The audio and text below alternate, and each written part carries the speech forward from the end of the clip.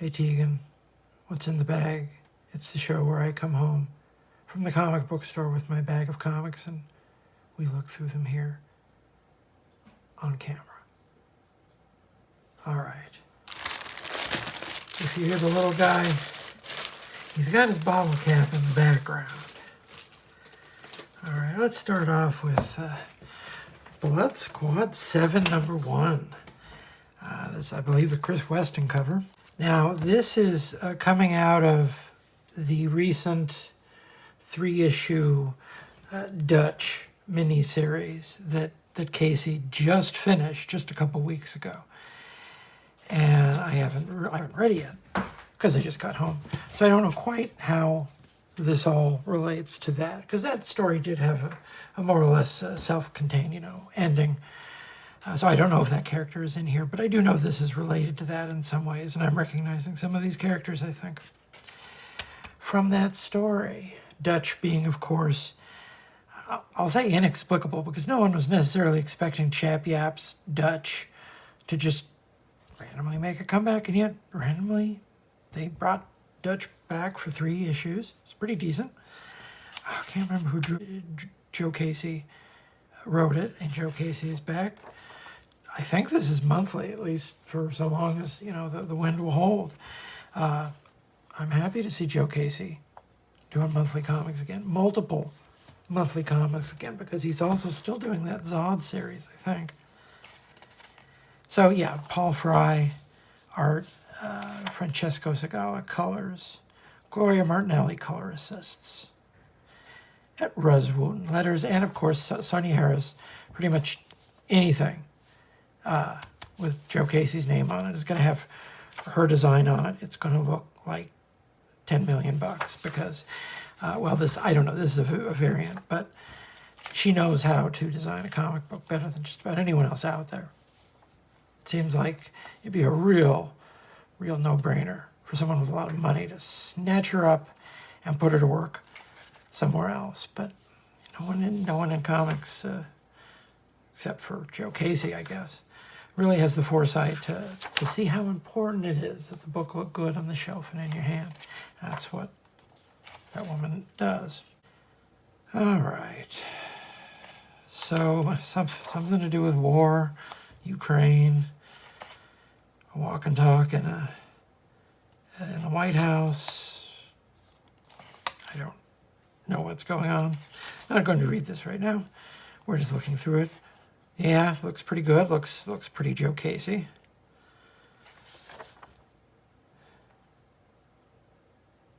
When I sat down recently and spent some time trying to figure out exactly what it was that I identified as Joe Casey's voice, quote unquote, I was surprised at how difficult it was. I knew his work really well, but at the same time trying to find his, maybe other people have an easier time of it. But I realize it's kind of hard to pin down. But at the same time, you look at it, you read it, and realize, okay, that there's only one person who writes a comic that quite feels like that. But how do you put that feeling into words? I mean, he's written some bad comic books. He's written some very mediocre comic books. And he's written some truly excellent comic books. And the thing is, they all kind of feel like Joe Casey. So he's consistent as far as that goes. Oh, they're talking about something in the early 90s because they've got action figures. And this is similar territory that's being trod by that Local Man series. I think it's up to 10. I saw it at the store today. It seems to have really captured an audience there. So this is, more or less working in the similar milieu of, hey, this is 30 years ago, and that's why Spawn is suddenly selling more comic books. And more people even talk about Eric Larson. More people need to talk about Eric. Man, okay, I'm looking forward to coming back to this, but I have no idea what's going on. And you can see, just flipping through, You know, when he came along in the late 90s, he had a whole new bag of tricks that no one was paying attention to. And you look back and get to that late 90s stuff he did at Marvel, and you just see him laying down the template for the next, like, 15 years of comic books. Right there, in a couple of years at Marvel, where no one's paying attention, and he can't, like, stay on a book to save his life. That's Joe Casey at Marvel in the 90s. I think the fact that he saw so clearly where comics were going and could be from that moment, and then had to wait for the rest of us to catch up, I think that really hurt his, what could have been his momentum. But, you know, he eventually got his. Trust me, he got his. And maybe Ben 10 doesn't take up so much of his day that he can't just, you know, write comic books. Honestly, at this point, I hope Ben 10 occupies very little of his time. They're not even doing it anymore, are they? Although I'm sure that's just a matter of time. Oh, was this a... Oh, no. Okay. 30 years ago, they were America's premier celebrity superhero team, seen on television, on tabloid magazine covers, scoring $1 million endorsement deals. They were everywhere now. A generation takes up the mantle, or perhaps the poison chalice, fulfilling the promise made 3 decades ago to be the heroes that a fraction of America needs. And I'm looking at this, and I'm sort of wondering if this began life as a Youngblood pitch, because there's sort of a, you know, genetic similarity between, you know, some of these characters and, you know, the folks on the cover of Youngblood 1. Which was, you know, a well-designed group of characters, even if it was... we can argue about how much it added up to in the long run. All right. Military Comics, number 1. This issue, the Indicia, says, I was just flipping through it, 1942. I've seen 1941 online, but, you know, it's the first appearance of Blackhawk. Blackhawk is a character that never really seems to die completely, because he's his own thing. He's not a superhero. He is a military adventurer who's got a team of guys he works with in World War II. And eventually they get a whole island, and they get a Howard Chaykin reboot in the 80s, and they get a really underrated run by Mark Evanier and Dan Spiegel in the early 80s. Run, do not walk to your local comic book store and get 80s Blackhawk. The early 80s Blackhawk. Chaykin Blackhawk probably too, if that's your cup of tea. But the point being, even though he hasn't done much lately, Lady Blackhawk, you still see her around sometimes. She's a Gail Simone favorite. But, you know, he's a pilot. He's got I forget what his origin is. This is his first appearance. It's something to do with the war. I think, I want to say he's got a Polish family. I don't know. But anyway, it's the middle of the war. They're all about killing Nazis. Man, these Golden Age ones, they're not Charge Kidera there. You know, I'm just going to look.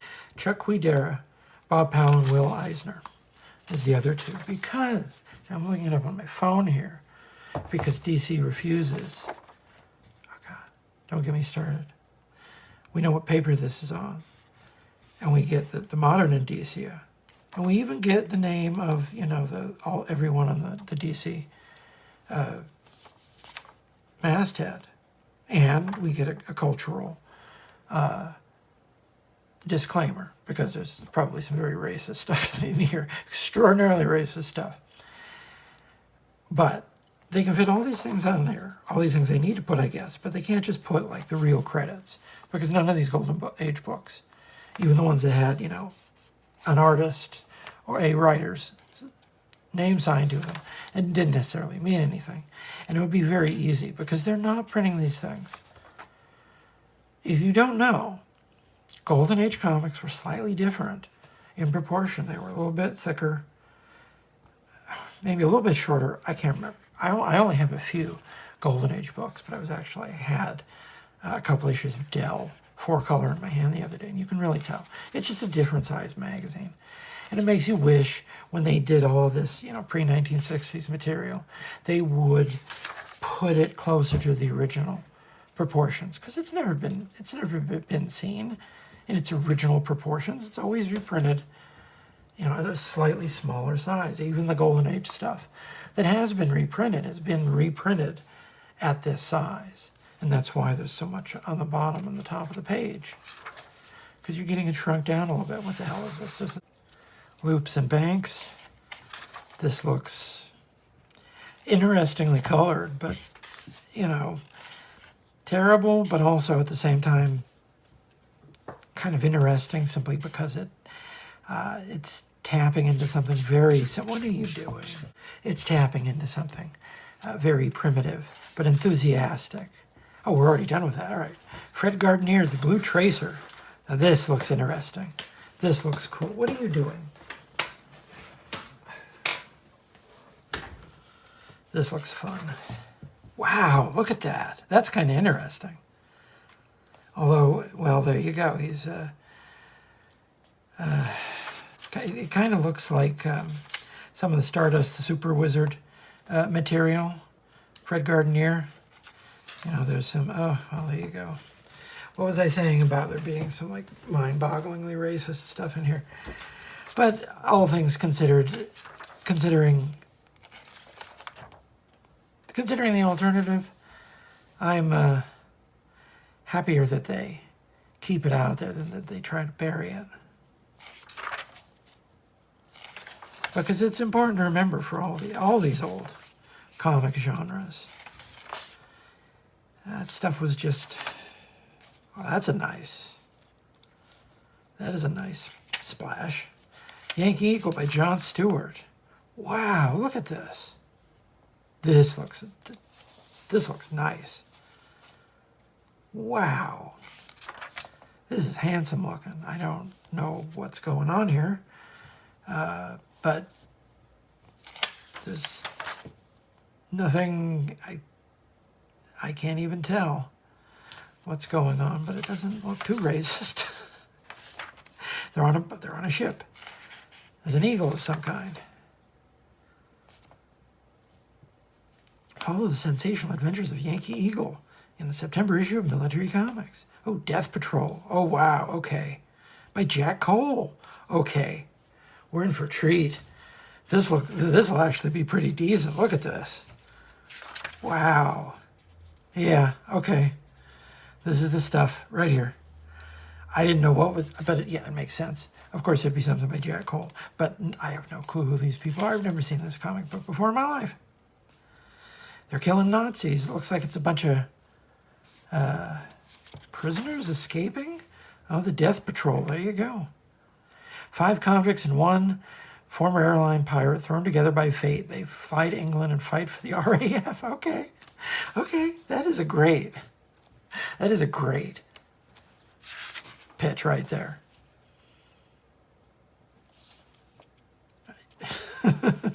So they're just punching Nazis. There you go. This is great. Yeah, Death Patrol. These, so far as I can see here, Death Patrol is pretty awesome. Look at this. Every panel has something fun in it. Jack Cole couldn't draw boring to save his life. Sabotage by Tex Blaisdell. Oh, it's just a gag page. Camp Capers, the machine gun drill. Miss America. Oh, which Miss America was this? I think there were a couple different Miss Americas. Because, oh, as they grab at her, Miss America gestures and they turn into trees? What? Okay. Out of the very heart of the spirit that is America comes a new champion of democracy, young Joan Dale reporter. Oh, so was there like a comic tropes video or something on this person? Because now it's ringing a bell that there are a couple different Miss Americas. This one just gets strange powers from the Statue of Liberty. Look at how gorgeous this is, though. These colors. She's just running around, turning people into trees. I guess if you wear a dress like that, you got to be a superhero to pull it off. Oh, there you go. Learn all about your U.S. Army insignias. Here's your 2-page text piece. Parts of the rifle. Well, I mean, it is called Military Comics. There's only so much they can do there.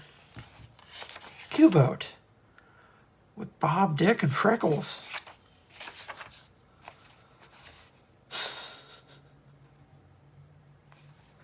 Are these, I can't tell, are these German sailors or Japanese sailors? Oh, I think they're German. But you know, all this stuff, if you put anything even resembling the regular, this looks like a Michael Kupperman book right here. Oh, yeah, okay, I see that. I definitely see that.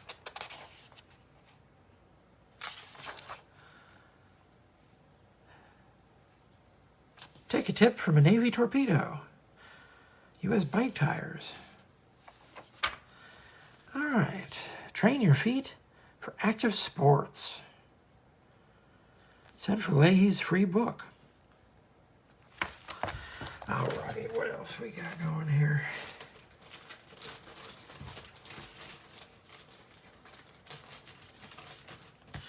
Okay, I'm going to be honest. This isn't a comic that I necessarily meant to buy when I walked in the store, but that cover on the shelf just...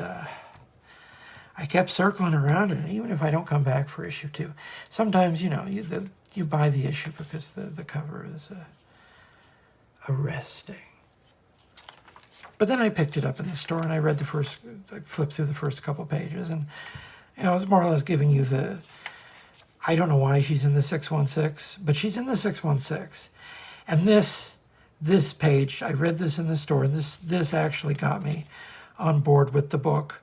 It's just Gwen Stacy trying to start a bank account, which echoes, you know, a very famous scene in, you know, the very early Spider-Man. And that got a chuckle out of me. So I realized, okay, Stephanie Phillips, writer, Federica Mancin, artist, Matt Miller, color artist, VC's Ariana Mayer, letterer. I'll give you a shot. I'll give it a go.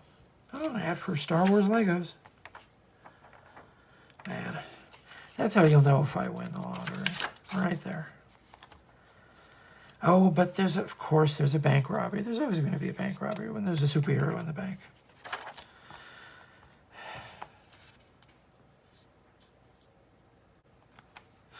Looks nice, though. Federica Mancin. Nice. Nice stuff. Reads well. Making good use of an acrobat character to direct the reader's eye across the page. That's the joy. Whenever you have a character like this who just moves around the page, you see it with Dagger, Daredevil as well. You can really use characters like that as directional devices to make your books read so smoothly. It's a real advantage of you know, characters like that. And Spider-Man, of course. Although not every Spider-Man artist draws Spider-Man like that. Oh my goodness. I heard they were doing the most notorious Spider-Man story ever told isn't over yet. Huh. Okay, so here's all the Spider folk, and I bailed on Amazing Spider-Man a long time ago because, well, frankly, the whole thing with Ms. Marvel, I'm not even attached to Ms. Marvel that much. I didn't think I was, but that whole thing was just so distasteful. And then the way just everything bad happened at once. Like they wrote the Black Cat out, and I was there for her. You know, they never show the White Rabbit. I love the White Rabbit. I would buy a monthly White Rabbit comic book. I would write a monthly White Rabbit comic book. I have a White Rabbit pitch ready to go. But they never do anything with the White Rabbit. So the books can't catch a break. You know, maybe they had a crossover that didn't look too interesting, but maybe I'll catch up with it on Unlimited one of these days when it's done. So I have no idea what's going on with any of these spider people, so maybe I'll read this and get sucked into the adventures. And, you know, if they give, I'll be honest with you, I didn't necessarily think it was a great idea, but I guess it was inevitable that they would do it for a while. And it looks like the story is going to actually be about what that would be like. Not just plucking her down in someone else's story, but, okay, here's someone from an alternate universe, their version of someone who died like 10 years ago in Marvel time. That person just reappears someday, hale and hearty, in Manhattan. What the hell do they do? How do they support themselves? That I'll admit, that is a slightly more of an interesting a hook than I maybe would have given him credit for, even though it's the obvious hook. Totally the obvious hook. Oh, and there's Craven. It would be even more pleasurable to kill you. Oh, Craven. I don't believe anything you say, Craven. I've read Squirrel Girl. I know you've been pacified. I love Squirrel Girl. Squirrel Girl is a great book. But it's hard to read him the same way because Squirrel Girl just has a conversation with him. And it's like, oh yeah, just there's that threat. He's not going to try to kill you because you had a conversation with him. But there you go. That's a nice page right there. All right. That's not so bad.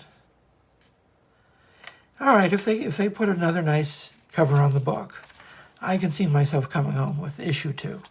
That looks fun. Just flipping through it like that looks pretty fun. All right. Maybe do a couple quick ones here. All right, here's a book.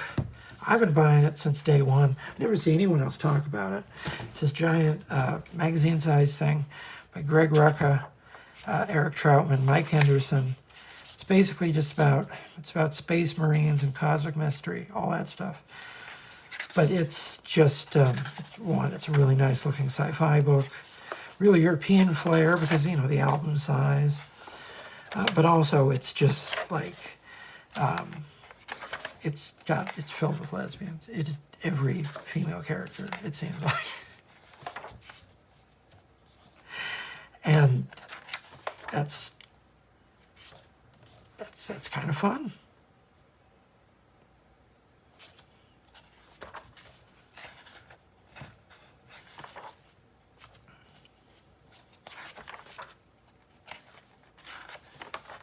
See, it's on issue 8. Yeah, they're all just like punching each other all the time. See, this is a book that I think should find a bigger audience. I haven't really seen a lot of people talking about it, but this seems like something that's definitely put together for, a very, very contemporary audience with an interesting, visual style. Can't beat it. What else? Okay. I'm buying this Hellblazer book because, I picked it up and I flipped through it in the store and it looked like Hellblazer. And I hope, he's one of those characters, one of a handful of characters. Well, if I'm buying comics and there's a new, John Constantine book and he looks and acts enough like John Constantine, this looks like the John Constantine that I grew up with. John Constantine was one of my mom's absolute favorites. She loved John Constantine in any form, any format. She loved the TV show, loved the movie, and loved all the books that I put in her way over the years. So, John Constantine is cool. The problem is, they made him a superhero. Oh, they're bringing back Elseworlds. I'd have to go back. I don't really remember the Gotham by Gaslight stuff. That's when Mignola starts to really not be interesting for me. I much prefer the early Mignola. I need to go back and reread it is what I need to do. I think they put out a nice new edition of it recently. I should probably just grab that one of these days. You know me, me and Mignola. So I don't know what's going on here. I think this is going to be 9 issues or 7 issues or some odd number like that because it's Hellblazer. I think I was just waiting until they were all stacked up with an understanding that maybe I'd do it on the show too. I don't know. Or maybe if it's really good, I'll write about it for the journal. Oh, there's some John McCrea. I recognize him. Man, if you don't follow John McCrea on social media, he puts up a lot of fun. So who are these other? Oh, did they tell us at the end? No. Yeah, they do. Oh, okay, so they split it up. So the first third was Aaron Campbell. The middle third was Kelsey Ramsey. And there was Jason Peterson pages and John McCrea. John McCrea, he didn't have a run on Hellblazer. He did Hitman and he did The Demon, both with Garth Ennis, but he didn't do, unless they did something small later, because I know they both had a couple of returns up to the character, but I don't remember him having anything to do with Hellblazer during its run. But yeah, it looks and feels enough like the real John Constantine that it'll come home with me. Oh, I picked this up the other week. Again, this is something I might do it for the show if it's really good, because I know people like Junipa, and I'm not that familiar with his work. So if it's really good, maybe I'll write about it for somewhere else. It's a nice-looking book, just from what I've flipped through. And oh my God. Someone, someday, is going to walk into the door at DC and make absolute hay with the idea of actually putting the Penguin back in a tuxedo and having him plan elaborate heists. I swear to God. Why can't they just do that? Why can't they just do that? Okay, well, that's a fun pile of books. I don't want to belabor the point too much here. So if you like the show, go check out the Patreon. Go check out my other videos on YouTube. New reviews every day on Instagram and TikTok, as well as a podcast with Claire Napier called Udder Madness. We talked about Top Cow. That's Mark Silvestri, Michael Turner, The Darkness, Witchblade, all that fun stuff. I really enjoy doing it. Frankly, we don't record every week, but it's the highlight of my week whenever we do record. I enjoy the hell out of it. And every bit of feedback we get back tells us that the people who listen to it enjoy that aspect of it. We have fun making it. So give it a shot. And some weeks I'm on the journal, every other week lately. I got a new review coming out sometime in the near future on Rick Aldergott. So that's something to look forward to. Have a wonderful day. Catch you later.